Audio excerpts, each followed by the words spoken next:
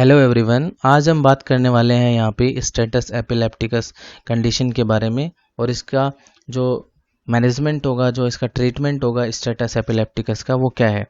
तो मैं आपको बता दूं, स्टेटस एपिलेप्टिकस जो है वो एक मेडिकल इमरजेंसी है और शुड बी ट्रीटेड इमीडिएटली। तुरंत जो है अगर ऐसी कंडीशन डेवलप होती है तो उसका जो ट्रीटमेंट है वो करवाना बहुत ज़रूरी है, अदरवाइज़ ये डेंजरस हो सकता है। इसमें होता क्या है भाई, यहाँ पर हमें जो जीटीसीएस है, जो टॉनिक क्लोनिक सीजर्स हैं, उनके हमें रिकरेंट अटैक जो है हमें देखने को मिलेंगे। और यहाँ पर स्पेसिफिक चीज़ जो है वो आपको याद रखनी है कि विदाउट रिकवरी ऑफ कॉन्शियसनेस, ठीक है। हमें यहाँ पर जो सिंगल एपिसोड्स हैं, यानी कि एक एपिसोड आया उसके बाद दूसरा एपिसोड आएगा, तो दो एपिसोड्स के बीच में जो कॉन्शियसनेस होती है उसकी रिकवरी भी हमें यहाँ पर देखने को नहीं मिलेगी। बिना किसी कॉन्शियसनेस की रिकवरी के यहाँ पर रिकरेंट अटैक्स जो है हमें किसके, टॉनिक क्लोनिक सीजर्स के हमें देखने को मिल सकते हैं, ठीक है। इसकी जो टाइम ड्यूरेशन है वो कितनी होगी, ये हो सकता है last longer than 30 minute, 30 minute से भी ऊपर ये हो सकता है। अब बात करें कि इसके ट्रीटमेंट की, कि ट्रीटमेंट जो है वो क्या क्या दिया जाएगा। तो 3 स्टेप की अपन यहाँ पर बात करेंगे कि 3 स्टेप में इसका ट्रीटमेंट दिया जाता है। नंबर 1 ट्रीटमेंट की अगर अपन बात करें स्टेप नंबर 1 में, तो यहाँ पर आपको याद रखना है कि हम लोग क्या देंगे भाई, लोराज़ेपाम देंगे। कितना देंगे, 0.1 mg पर केजी, और ये स्लो आईवी में दिया जाएगा। लोराज़ेपाम आपको पता है कि ये क्या है, एक बेंजोडाइजेपिन ड्रग है। अगर हम लोग लोराज़ेपाम 0.1 mg का यूज़ नहीं कर रहे तो इसके अलावा जो है हम लोग डायज़ेपाम 10 mg का भी यूज़ कर सकते हैं। वो स्लो आईवी में ही क्या होगा, इसका यूज होगा, ठीक है। ये हम लोग देंगे यहाँ पर, और जब हम लोग देंगे पेशेंट को ये, तो हमें कुछ चीज़ें मॉनिटर करनी पड़ेंगी। क्या क्या मॉनिटरिंग करना पड़ेगा हमें, पेशेंट में एक तो हमें हाइपोटेंशन देखना है और इसके अलावा हमें रेस्पिरेटरी डिप्रेशन जो है ये ऑब्जर्व करना है। ऐसा क्यों, बिकॉज ये जो है ये इसके क्या है, साइड इफेक्ट है, ठीक है। तो हमें ये ऑब्जर्व करना है कि पेशेंट में हमें हाइपोटेंशन और रेस्पिरेटरी डिप्रेशन तो देखने को नहीं मिल रहा, ठीक है। अगर ज़रूरी है, अगर नेसेसरी अगर होती है, तो हमें हर 10 मिनट के बाद में ये जो है क्या करना पड़ेगा, रिपीट करना पड़ेगा। इसके अलावा लोराज़ेपाम या फिर डायज़ेपाम के अलावा हम लोग यहाँ पर देंगे क्या, फेनेटोइन या फिर फोस्फेनेटोइन। अगर फोस्फेनेटोइन अगर दिया जा रहा है तो ये 20 mg पर केजी दिया जाएगा आईवी। और याद रखना कि ये हम लोग नॉर्मल सैलाइन या फिर ग्लूकोज के साथ में दे सकते हैं। लेकिन इंपॉर्टेंटली मैं बता दूं आपको, फेनेटोइन है ये भी 20 mg पर केजी ही दिया जाएगा आईवी इन्फ्यूजन में, ठीक है। और नॉर्मल सैलाइन के अंदर ये दिया जाएगा 50 mg पर मिनट पे स्पीड से। ये नॉर्मल सैलाइन में ही दिया जाएगा।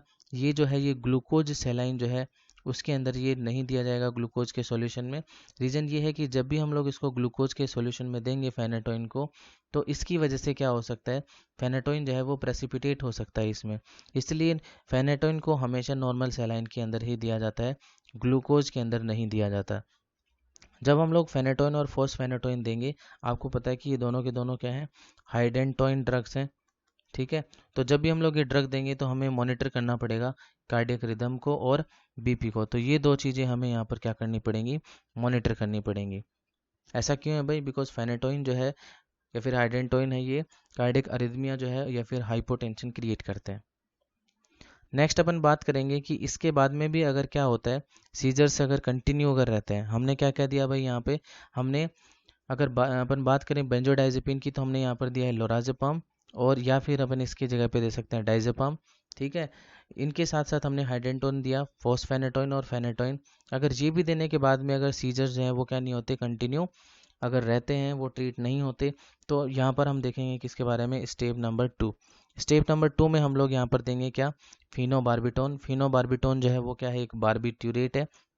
कितना देंगे भाई, 10 to 15 mg पर केजी देंगे आईवी में, और इसकी जो स्पीड होगी वो कितनी होगी, 100 mg पर मिनट होगा। इसमें क्या मॉनिटरिंग करनी है भाई हमको, यहाँ पर वही सेम रेस्पिरेटरी डिप्रेशन जो है वो हमें यहाँ पर मॉनिटर करना है। अगर बारबिट्यूरेट देने के बाद में भी जो सीजर्स हैं वो अगर कंटिन्यू अगर रहते हैं, तो हम एंटर होंगे यहाँ पर किसमें, स्टेप नंबर 3 के अंदर। यहाँ पर हम लोग उनको देंगे क्या, जनरल एनेस्थीसिया। किसके साथ में, या तो आईवी मेडाजोलम के साथ या फिर प्रोपेफुल के साथ में जनरल एनेस्थीसिया दिया जाएगा। और सेम यहाँ पर भी हमें मॉनिटर करना पड़ेगा किसको, एयरवे और बीपी को। तो ये 3 स्टेप में था स्टेटस एपिलेप्टिकस का क्या ट्रीटमेंट। स्टेप नंबर 1 जो था इसमें हमने क्या दिया भाई, लोराज़ेपाम और डायज़ेपाम दोनों में से कोई एक दे सकते हैं, फेनेटोइन या फिर फॉस्फेनेटोइन के साथ में। और इसके बाद में भी अगर सीजर्स अगर कंटिन्यू रहते हैं तो हमें फिनोबार्बिटोन देना है यहाँ पे 10 to 15 mg पर kg, ठीक है। आईवी में 100 mg पर मिनट का स्पीड होगा, ठीक है। मॉनिटरिंग क्या करनी पड़ेगी हमें, रेस्पिरेटरी डिप्रेशन को। फिर भी अगर सीजर अगर कंटिन्यू अगर रहते हैं तो हमें यहाँ पर क्या देखना है कि हमें यहाँ पर जनरल एनेस्थीसिया देना है, किसके साथ में भाई, आईवी मिडाजोलाम या फिर प्रोपाफोल के साथ में। और यहाँ पर भी हमें मॉनिटर करना है एयरवे और बीपी को मॉनिटर करते हुए रहना है। तो ये हमारे पास 3 स्टेप थे ट्रीटमेंट ऑफ स्टेटस एपिलेप्टिकस के। अब हम बात करेंगे कि इसके अलावा और कुछ देखा जा सकता है यहाँ पे। यस, हम लोग अगर ऐसी कंडीशन होती है स्टेटस एपिलेप्टिकस की, तो जो पेशेंट है उसको क्या करना पड़ेगा, हॉस्पिटलाइज करना पड़ेगा, घर पे उसका ट्रीटमेंट नहीं होगा, ठीक है। एयरवे को मेंटेन करना पड़ेगा और साथ ही साथ में हमें एक प्रॉपर आईवी लाइन जो है उसको एस्टेब्लिश करना पड़ेगा। ऑक्सीजन का हमें एडमिनिस्ट्रेशन देना पड़ेगा ताकि एयरवे मेंटेन हो सके। और हमें ब्लड जो है उसको कलेक्ट करना होगा पेशेंट से, ताकि हम लोग ग्लूकोज, कैल्शियम और इलेक्ट्रोलाइट एंड यूरिया जो है उसका क्या कर सकें, हम लोग एस्टिमेशन कर सकें। तो ग्लूकोज, कैल्शियम, इलेक्ट्रोलाइट और यूरिया के एस्टिमेशन के लिए हमें ब्लड को कलेक्ट करना है। और साथ ही साथ हमें जो फ्लूइड है और जो इलेक्ट्रोलाइट का जो बैलेंस है उसको क्या करना है, हमें मेंटेन करना है अगर इस स्टेटस एपिलेप्टिकस की कंडीशन देखने को मिलती है। तो ये था किसके बारे में, स्टेटस एपिलेप्टिकस और उसके ट्रीटमेंट के बारे में। Okay, thank you.